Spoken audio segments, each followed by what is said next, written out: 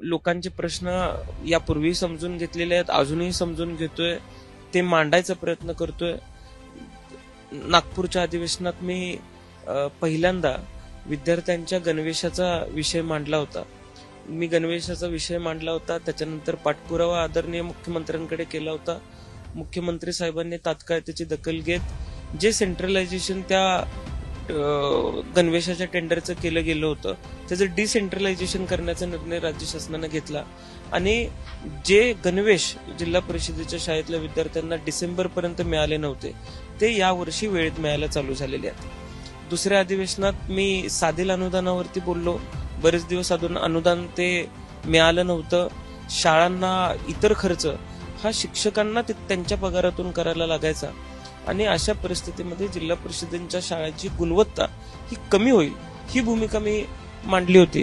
लगेच साधील अनुदान सुद्धा राज्य शासनाकडून वितरित करण्यात आलं. जी अडचण जिल्हा परिषदेच्या शाळेच्या विद्यार्थ्यांची होती, लाईट बिल भरण्यासाठी सुद्धा काही लोकांकडे पैसे नव्हते, अशी परिस्थिती निर्माण झाली होती.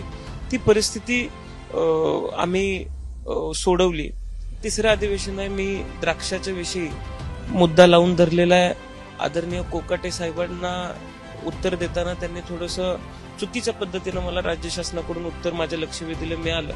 त्याच्या संदर्भातून आम्ही काही द्राक्ष उत्पादक पट्ट्यातील आमदारांनी एकत्रितपणाने त्या उत्तराचा विरोध केला, हरकत घेतली आणि हे उत्तर आम्हाला मान्य नाही असं आम्ही सांगितलं. त्याच्यावरती लवकरच बैठक त्यांनी लावलेली आहे. आता फूल उत्पादनाचा शेतकऱ्यांचा विषय आम्ही घेतोय.